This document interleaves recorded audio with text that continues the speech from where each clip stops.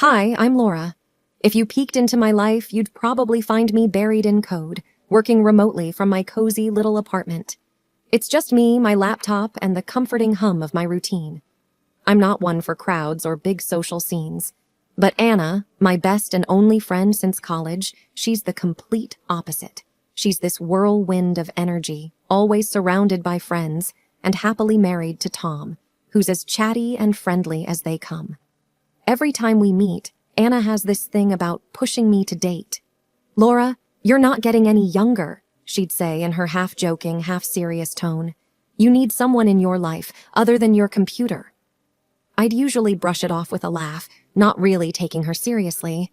But one evening, as we were lounging at her place, she was more persistent than usual. "I've got the perfect guy for you," she announced, her eyes lighting up with excitement. "His name's Chris, a family friend. You two would be great together." I remember twirling my spoon in my coffee, feeling a mix of curiosity and apprehension. "Blind dates aren't really my style, Anna. They're always so awkward," I protested. Anna leaned in, her smile persuasive. "It's not a blind date, silly. We'll have dinner here. Just the four of us. It'll be casual, no pressure." So, there I was, giving in to her plan. The night I met Chris at Anna's place, my stomach was a knot of nerves. But Chris, he was surprisingly easy to talk to. Kind of reserved, but with a genuine smile that made me feel more at ease. We all chatted in Anna's living room, the conversation flowing smoothly until Tom, out of the blue, brought up their struggles with fertility. "We're trying for a baby, but it's been hard," he said, and I could see the hope mixed with worry in his eyes. I nodded, feeling a bit out of my depth with such a personal topic. "I hope it works out for you guys," I said, and meant it. After that night, Chris and I started seeing each other. It wasn't like those dramatic love stories you read about. It was more comfortable. He was a good listener, and we shared a lot of the same interests. Before I even knew how it happened, we were dating. I remember thinking, as I fell asleep one night after one of our dates, that having someone else around isn't so bad. Not so bad at all. 6 months had flown by, and there I was, in a simple yet elegant white dress, saying "I do" to Chris. It felt surreal, standing there with him, Anna intently watching us, her belly now showing a growing life inside. Tom was beaming, taking photos like a man on a mission. The first months of our marriage felt like living in a dream. Chris was everything I'd hoped for in a partner, attentive, caring, always making me laugh with his subtle humor. We'd have these quiet evenings, just the two of us, and I cherished every moment. But as time passed, I noticed changes. Small at first, like Chris coming home late more often. "Work's been crazy," he'd say, kissing me on the forehead before heading to the shower. One evening, while Chris was working late again, I called Anna. "Hey, it's me. Chris has been really busy with work lately. Is this normal after getting married?" Anna's voice crackled through the phone. "Totally normal, Laura. Tom was like that too. Men in their work, you know?" I wanted to believe her, but something felt off. Chris was home less and less, and when he was, there was this distance, like he was there but not really with me. We stopped having those quiet evenings. It was like living with a ghost. One night when he came home late again, I couldn't hold it in anymore. "Chris, we need to talk. You've been so distant lately. Is everything okay?" He just shrugged, avoiding eye contact. "It's just work, Laura. You wouldn't understand. It's really busy right now." I lay in bed that night, staring at the ceiling, wondering if this was what marriage was supposed to be like. The silence in the house felt heavy, suffocating. I missed our talks, our laughs, the way he used to look at me. The next morning, I called Anna, hoping for some reassurance. "Anna, I don't know what to do. It's like Chris is a different person." "Laura, give it time. He's just adjusting to married life. It's a phase. It'll pass," Anna said. But her words didn't comfort me like they used to. I hung up, feeling more alone than ever. Was this just a phase, or was I losing the man I married? The uncertainty was the hardest part, like walking in the dark, not knowing where the path was leading. The more Chris stayed out late, the more the silence in our house seemed to echo with unanswered questions. "Working late again," he'd say, his excuses sounding more and more like a rehearsed script. I'd lie awake, staring at the ceiling, the unease growing inside me like a thorny vine. Desperate for some advice, I called Anna. I could hear the faint cries of her baby in the background. "Anna, I'm worried about Chris. He's always out late. It doesn't feel right," I said, my voice tinged with concern. Anna's response was quick, almost dismissive. "Oh, Laura, you're just being paranoid. I'm too busy with the baby to think about such things. Tom was the same when we first got married. It's normal," she said, the sound of her baby feeding interrupting our conversation. Her words did little to soothe me. If anything, they made me feel more alone, my concerns brushed off as mere paranoia. I couldn't shake the feeling that something was off. So, I decided to take a drastic step. Using my programming skills, I put together a small spyware program. I knew it was a violation of trust, but the need for truth overpowered my guilt. I installed it on Chris's phone, telling myself it was just to put my mind at ease. The first time I logged into the program, my heart pounded in my chest. The screen showed a map with Chris's location, a hotel in the city, nowhere near his office. As the days passed, the pattern became clear. Different hotels, always in the evenings. My stomach churned with each new revelation, but nothing prepared me for what I found next. The program allowed me to see his messages. I hesitated, knowing this was crossing a line, but I had to know. The chat window opened, and there it was, a stream of messages between Chris and someone else. Not just anyone, but Anna, my best friend. Their words were intimate, a stark contrast to the distant, almost formal way he spoke to me. I sat there, my whole body numb, as I read their plans, their laughter at my expense, the betrayal laid bare in pixels on my screen. The truth about my husband and my best friend, the two people I trusted most, was right in front of me, and it hit me with the force of a tidal wave. Chris married me in order to provide an alibi for himself.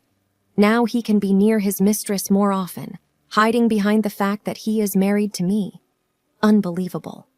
We often don't see what's happening right under our noses, blinded by trust or maybe a refusal to acknowledge the possibility of betrayal. But there it was, in black and white. My world, as I knew it, had just crumbled. The nights became longer, each one stretching out like a dark, endless road as I sat alone, staring at my computer screen. The glow illuminated pages of messages between Chris and Anna, a window into a betrayal so deep it felt like drowning. Each message I read twisted the knife a little deeper. Chris's words about me were cruel and mocking. "Laura's so clueless. It's almost funny," he wrote in one message. And Anna, she laughed along, adding her own jabs. "Yeah, she's weirdly naive. It's like playing a game with a child." Their laughter at our expense wasn't the worst of it, though. They planned their secret rendezvous with a casualness that made my stomach churn. "How about the Hilton this Thursday?" Chris would suggest. "Perfect, can't wait," Anna would reply, as if they were planning a simple coffee meeting. But one message stopped me cold, a revelation that felt like a physical blow. It was Anna talking about her newborn, Tom's supposed child. "The best part is Tom thinks he's the father," she wrote with a twisted pride. Chris's reply was a heartless confirmation. "Our little secret. He's none the wiser." It wasn't just an affair. It was a double betrayal, the depth of which was unimaginable. The evidence of their deceit wasn't just in the messages on my screen. It was lying in a crib, gurgling and cooing, oblivious to the web of lies surrounding its existence. I sat there, numb, the reality sinking in. My husband, the man I had vowed to spend my life with, was not only unfaithful, but a father to my best friend's child. And Anna, the friend I had trusted with my deepest fears and happiest moments, was a willing participant in this cruel game. As the night wore on, the silence of the house enveloped me. It was no longer a home, but a stage for a tragedy I never saw coming. The betrayal was not just of the heart. It was a betrayal of every moment we had shared, every laugh, every secret. And at the center of it all was a child, an innocent life caught in the crossfire of selfish desires. I realized then that the most profound wounds are often inflicted by those closest to us. And the evidence of this betrayal was now lying innocently in a crib, a living reminder of the lies and deceit that had shattered my world. The morning after I discovered the truth about Chris and Anna, I felt like I was in a daze. My apartment, once a haven, now felt like a cage trapping me with my betrayal. I knew what I had to do. Tom deserved to know the truth as much as I did. I picked up my phone, my heart pounding. Dialing Tom's number felt like stepping off a cliff. "Tom, it's Laura. We need to talk. It's about Anna and Chris." Tom's usually cheerful voice was laced with concern. "Laura, what's going on? You sound serious." I took a deep breath, my voice shaky. "It's bad, Tom. Can we meet somewhere private? There's something you need to see." We met at a quiet cafe, away from the places where our lives had crossed. Tom looked anxious as he sat down. "Okay, Laura, what's this all about? You're scaring me." I pushed the printouts of the messages across the table to him. "Tom, I'm sorry to drop this on you, but Chris and Anna, they've been having an affair." Tom's face went pale as he read the messages. His usual jovial demeanor vanished, replaced by a mix of anger and disbelief. This is bullshit. Anna wouldn't. And Chris? His voice was a mix of rage and pain. "There's more," I said, the words feeling like lead in my mouth. "The baby. Chris might be the father." Tom looked like he had been slapped. He slammed his hand on the table, drawing stares. "That son of a... How could they do this? My own wife? My baby?" I could see the hurt in his eyes, raw and unfiltered. "I'm so sorry, Tom. I thought you should know. You deserved the truth." Tom ran his hands through his hair, a gesture of frustration and disbelief. "I can't believe I've been such a fool. We need to do something, Laura. We can't let them get away with this." His words echoed my own thoughts. "I agree. We need a plan. They've been playing us for fools, and it's time they faced the consequences." As we talked, our plan began to take shape. It wasn't just about confronting them. It was about exposing their lies, making them feel a fraction of the pain they'd caused us. We left the cafe with a sense of purpose, a bond formed through shared betrayal. As I drove home, the reality of what I was about to do settled in. This wasn't just about confronting a cheating spouse. It was about revenge.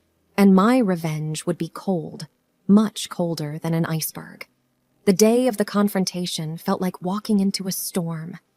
My heart was pounding so hard I could hear it in my ears as I drove to Anna's house with Chris. He was clueless, humming along to the radio, while my hands gripped the steering wheel, knuckles white.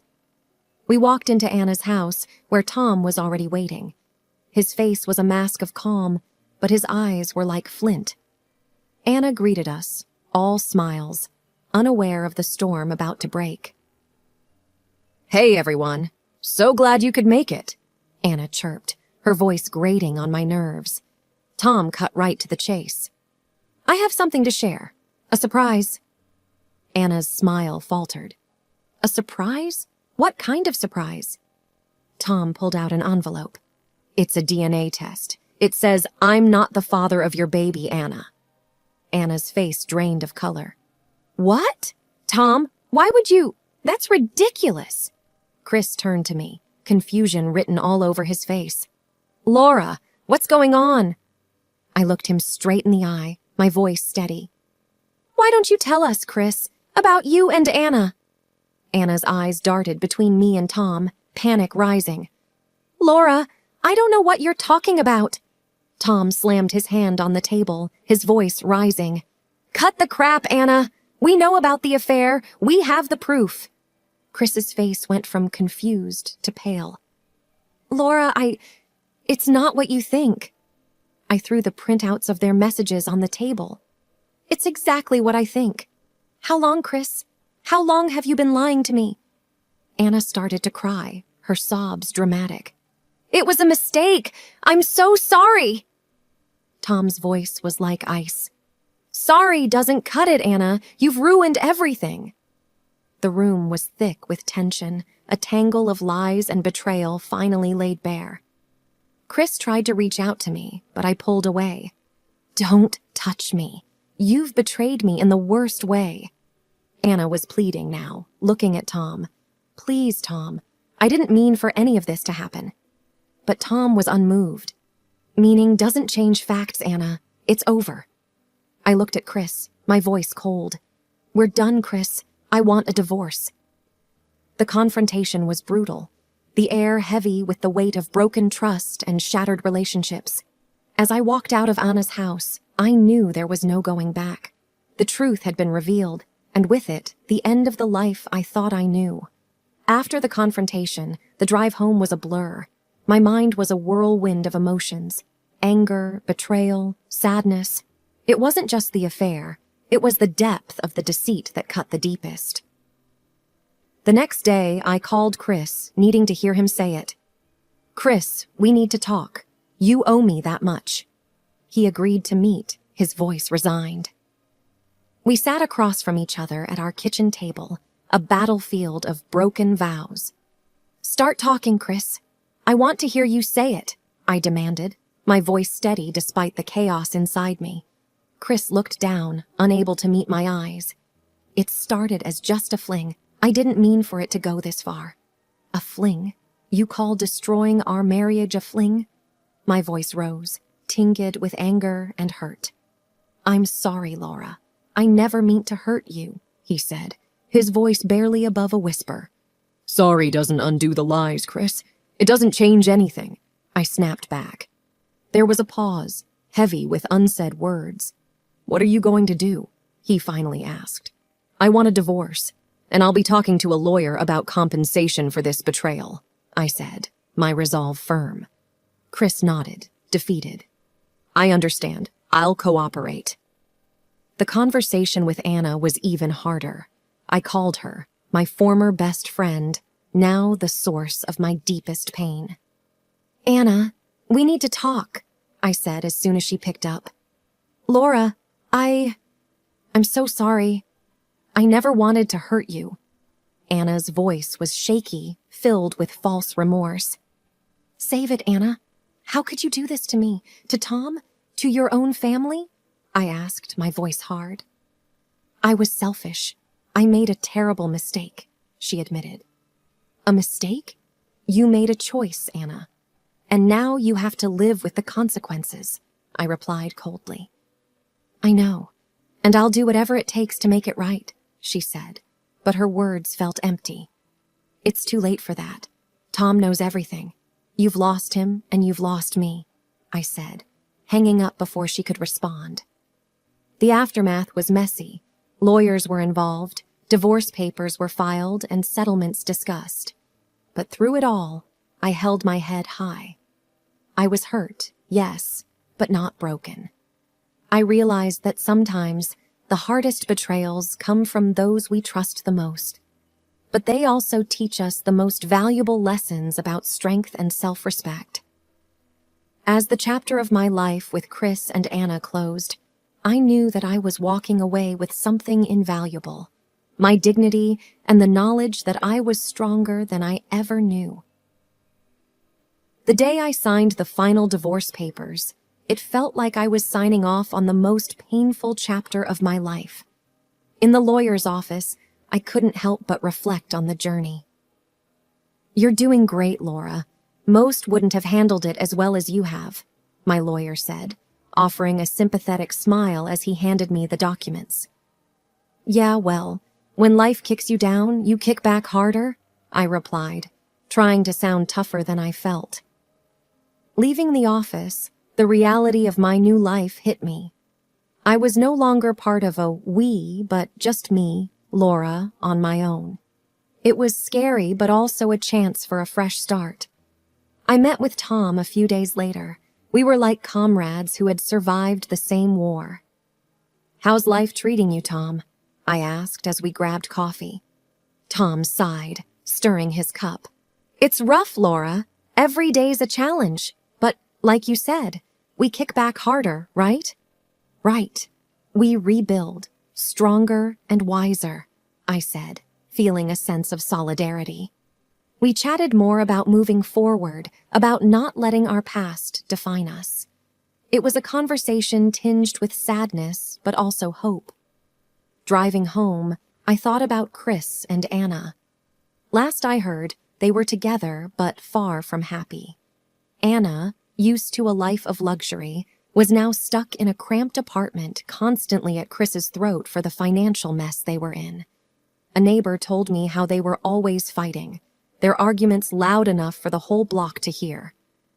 "Police were there just last week," she had said, shaking her head in disapproval. It was ironic. They had betrayed us, thinking they'd find happiness with each other, but all they found was misery. Every scandal, every shout I imagined between them was a reminder that karma does its job. As I entered my apartment, the quiet was a balm to my soul. I was alone, yes, but at peace. I had weathered a storm I never saw coming and came out stronger. I gazed out of my window, the world outside oblivious to my struggles and triumphs. "Here's to new beginnings," I whispered to myself, a small but determined smile on my lips. I turned from the window, feeling a sense of empowerment. The future was uncertain, but it was mine to shape. I had survived, I had learned, and now it was time to live.